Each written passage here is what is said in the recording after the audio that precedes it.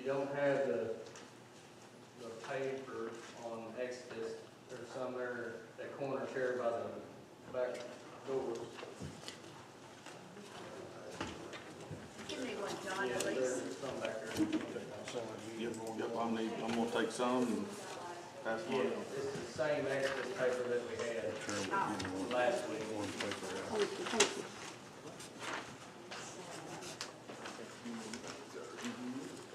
You got one, Brandon? No, you got we got service. Jimmy's got more. I'll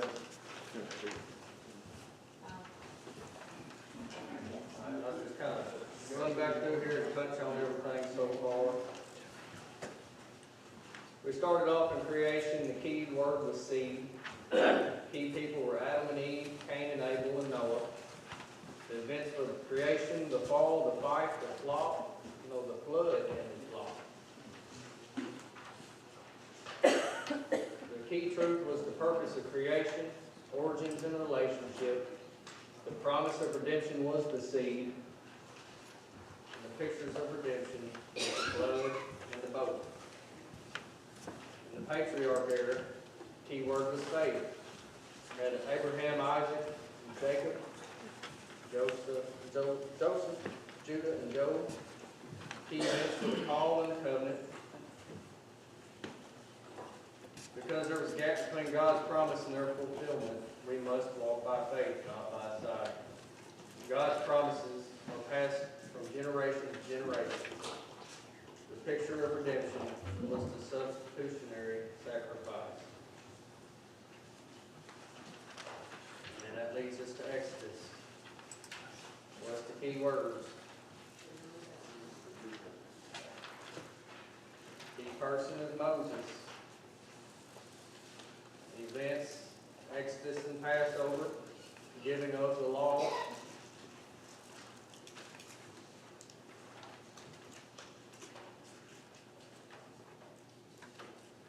God's law guides his people and shows them two things, their sinfulness and their need for a Savior.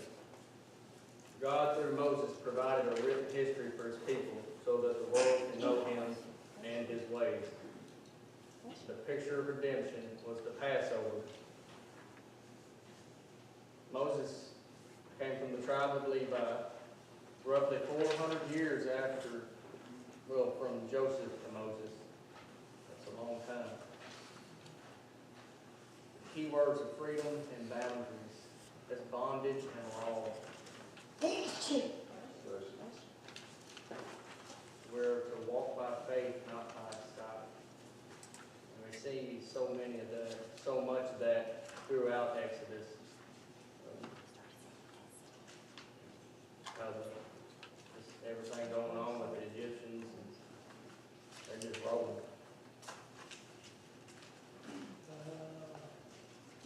Well, I'm going to start rolling through here, and I'm going to get kind of caught back up to where we ended off today. So Genesis ends with Joseph's body in a coffin, God's people living in Egypt, away from the land God promised them. Exodus begins with the growth of Israelites in Egypt. The rulers felt threatened. Egyptians asked to contain the Israelites through forced slavery. Talking about the sons of Israel, Jacob. Reuben, Simon, Levi, Judah. I can't read my writing. Sorry, I'll go past that. Zebulun, Benjamin, Dan,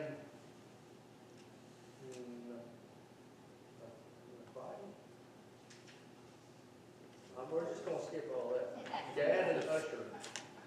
I can't even speak my own language. Jacob had 70 descendants in Egypt, including Joseph. Joseph and all his brothers died, ending the generation. The descendants, the Israelites, had many offsprings and grandchildren. They multiplied so greatly that they filled the land and became very powerful. Egypt got a new king and felt overpowered by the Israelites. made the Israelites slaves, and worked them without mercy. They pushed them hard. I mean, he laid it to them. Pharaoh commanded for the Hebrew boys to die at birth. But God was good to the Israelite women. He blessed them and their families.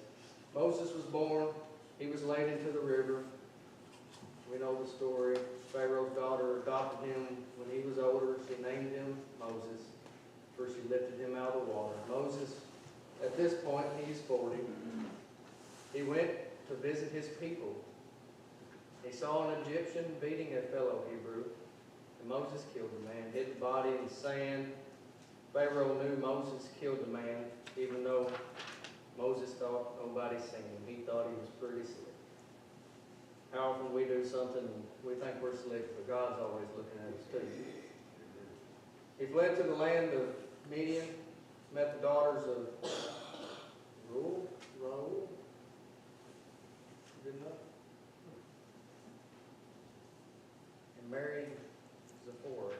Years later, Pharaoh died. Well, no, that's never mind. But Moses was 80 years old when it came around to the burning bush, engulfed in flames, but it never burned up. Moses went to check on the bush, but God said, Moses, Moses, do not come any closer. Take off your sandals, you're on holy ground. God came to the rescue for his people from Egypt. Commanded to lead his people out of Egypt. Moses protested and questioned. He couldn't understand what was going on. He didn't want to be doing it. But God said, I am with you. When the people asked who I am, tell them I am who I am. I am has sent me to you. His name is Yahweh, his eternal name, to remember for all the generations to come. Moses was scared. He kept questioning God, but was given powerful signs. If they don't believe the first two signs, get water from the Nile and pour it, and it will be blood. The Lord instructed Abraham to circumcise all the males in the covenant. Moses failed to circumcise his two sons on the way to Egypt. The Lord confronted him about it and threatens to kill him. But Zipporah took the flint and circumcised her firstborn. And Aaron met Moses, learned what was going on, and they went to tell the elders of Israel what they needed to be doing. And the people believed them. So they went to speak to Pharaoh. Pharaoh said, who is the Lord? I don't know him, and he won't let his people go. Because of this, Pharaoh pushed him harder. God told Moses, when Pharaoh feels my strong hand, he will let my people go.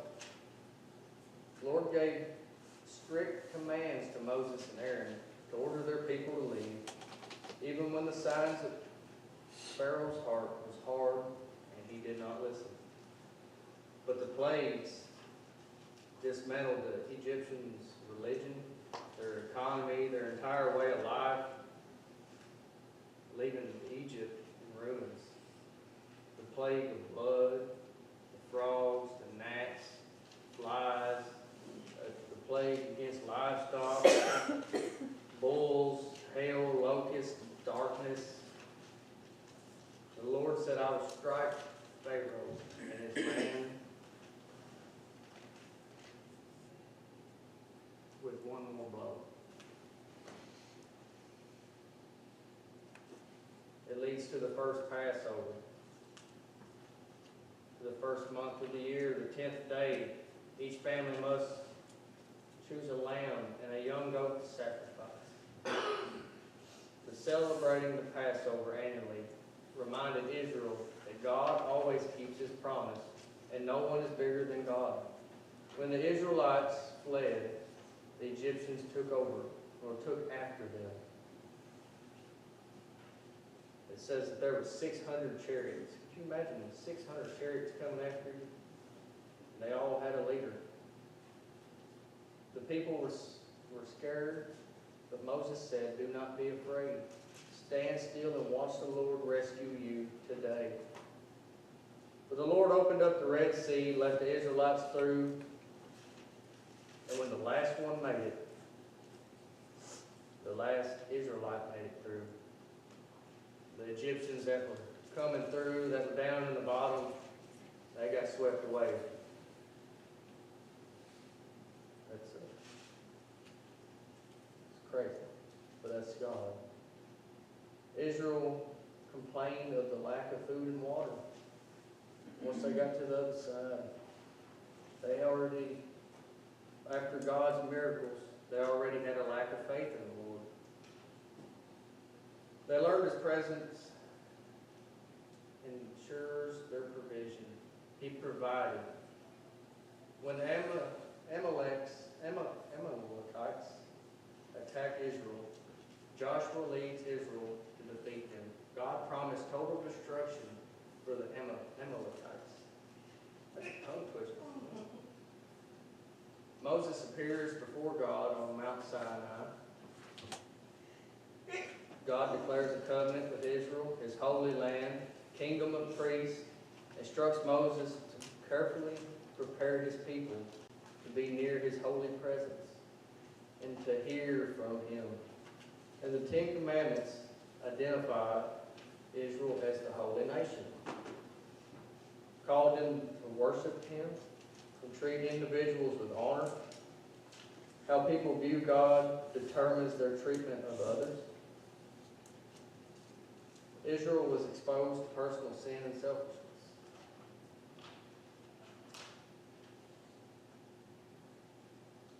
Does our personal sin and selfishness determine how we treat others?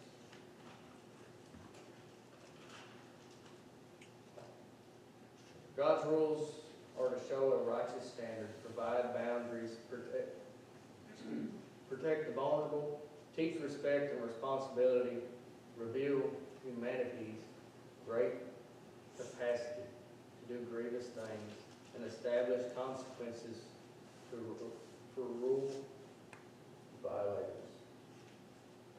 The rules reveal the sin that exists in the heart. The rules cannot remove sin, but allow you to reveal them to God. The altar reminds people that the penalty of sin is death, and God covers sin through acceptable substitute offered in faith.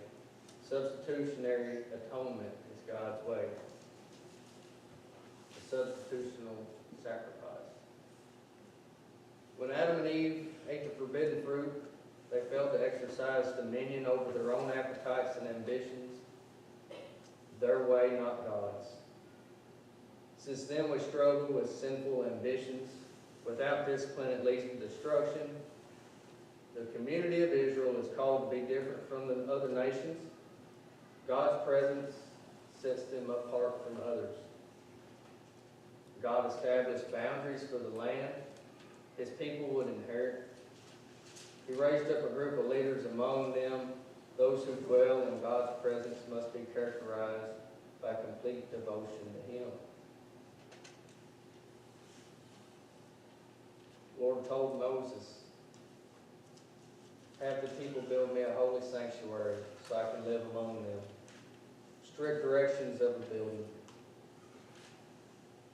But violating these details would result in death.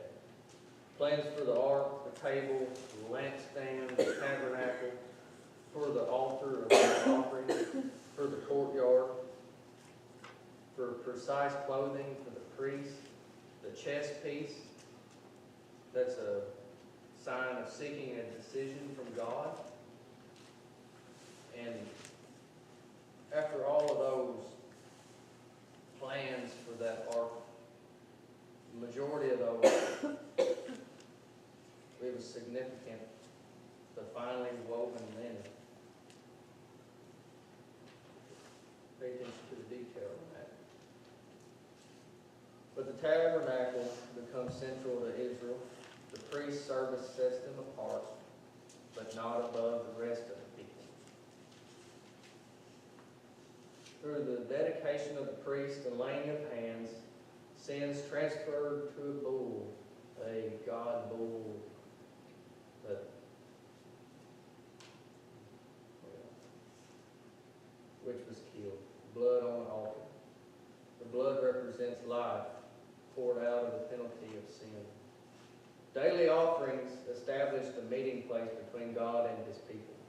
God's presence makes them holy. The lives of Israel and their priests revolved around the tabernacle and observance of the Sabbath. The Sabbath is a sign of a covenant and that the Lord makes Israel holy. While Moses meets with God on the mountain, his people demand a God that they can see, one who doesn't require faith and obedience. Aaron gave them a bull. This is where I was going with the God bull thing. They just wanted something that they could see. They didn't want to believe. They wanted to see it. They didn't want to have faith.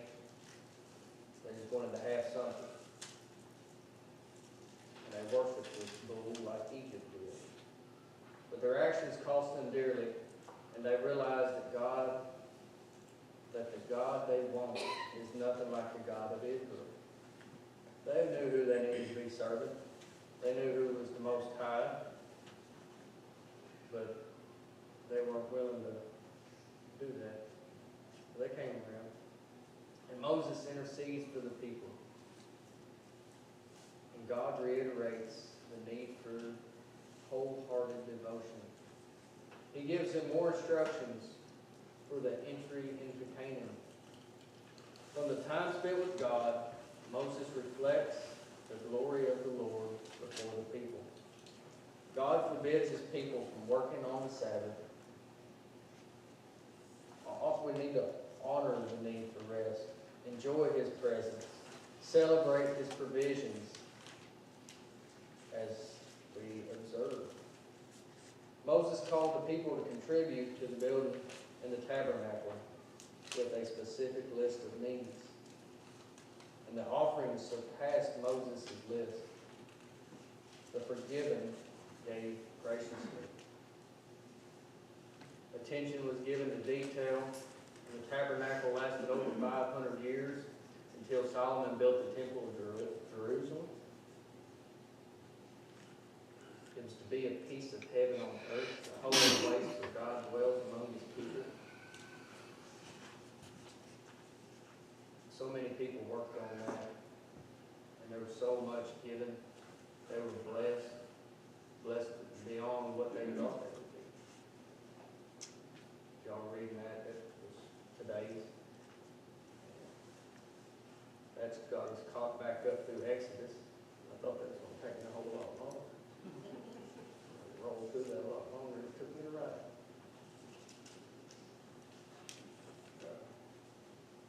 I'm not trying to get too far ahead. It'll confuse me probably more than it'll confuse y'all.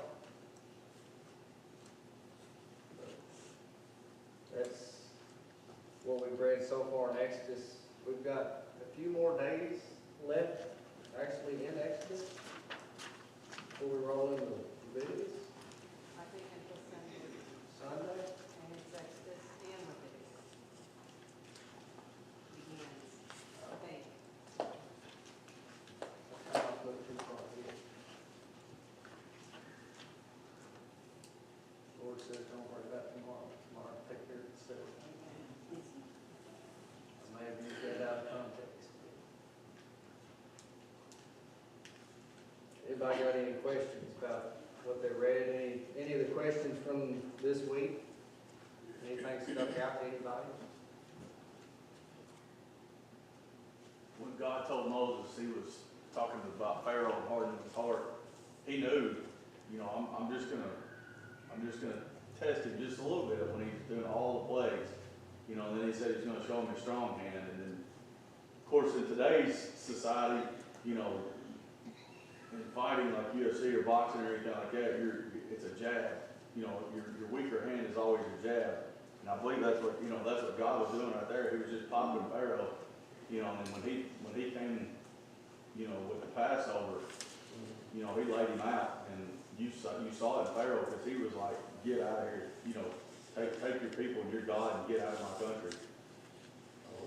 And when they left, when you research it, there's, you can still, like if they dug down and they found the burnt ground where the fire came down and was holding them back, and then like they sonared the bottom of the Red Sea and they saw chariots and stuff like that, just bits and pieces of them. But it's phenomenal that, he pulled back that much water, and it was, it said it was on dry ground. So, Yeah. And then as soon as they get over there, like, yep, I'm not trusting them anymore. I'm gonna go back to my old ways. Ain't no telling how deep that thing was. It's pretty deep. Yeah. And how wide it was, because we're talking maybe 1 million people crossed on that sea. By the time you did, because there were 600,000 that came out, and that was the men. And then you got their wives and their children, and you got all of their animals and stuff, so God had to have a wide highway for them to pass through. But he made sure they were far enough ahead of the Egyptians that he could smoke him out. It tells you right there that God's always watching and paying attention to everything, every little detail. As soon as that last one stepped up out of there, gone. On to the next one. And the whole Pharaoh, he took a lot. He was determined. The Lord kept jabbing at him.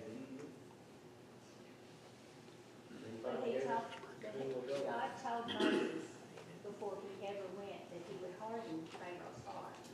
It was to show Pharaoh that he is the one true God. The Almighty powerful. It took him a while, but that was part of the plan too. I think.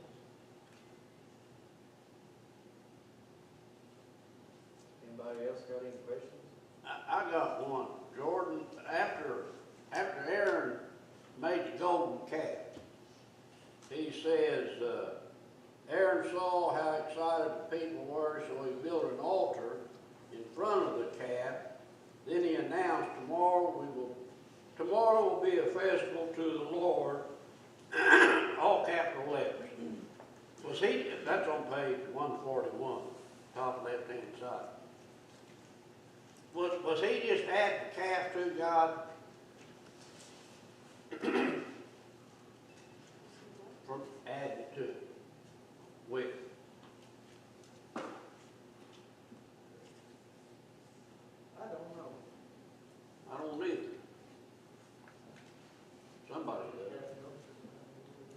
I think he built it for God for him, the actual ones that believed, because he didn't want to build it. They made him build the calf. He jumped all over, so yeah. he got weak too. Oh, yeah. But I just wondered if maybe he was like, okay, we got the calf and we got the true God and we got just about anything we might want. Which is what happens. Yeah.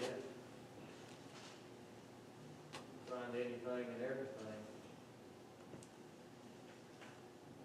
In verse 4 in Exodus 31, it says, Then Aaron took the gold, melted it down, and molded it into the shape of the calf.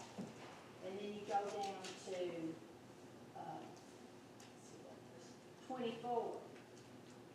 So I guess it's when he was talking to Moses, and he says, So I told them, whoever has gold jewelry, take it off. When they brought it to me, I simply threw it in the fire, and out came this calf. So Aaron was trying to cover himself because he lied. Because up there it says that he molded the calf. And then further down he said, well, I just threw it in the fire and it just came out. And I wondered, I'm sure God knew that Aaron was going to do this. but still he chose him to be the priest Yeah, for the Israelite people. the test, I guess.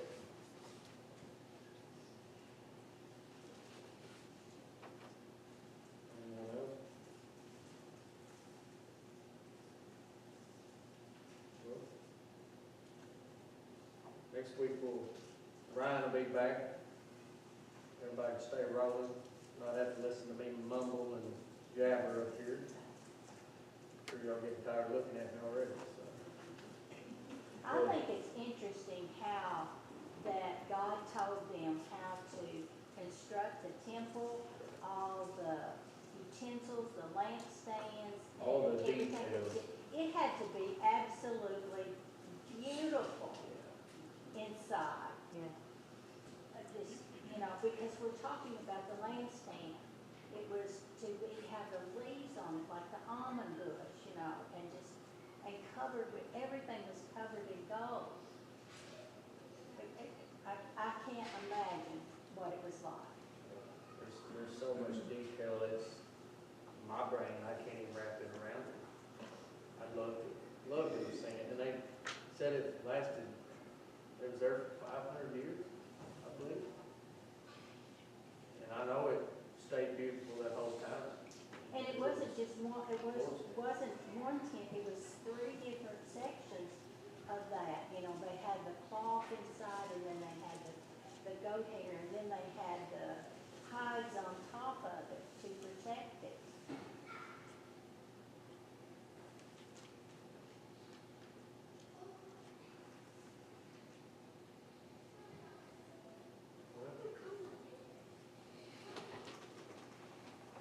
Anybody else? Anything else?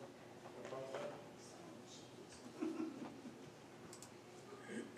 Not, we'll just pray out here. And anybody got anything on their heart before we get out of here? Okay. Well, let me pray for y'all.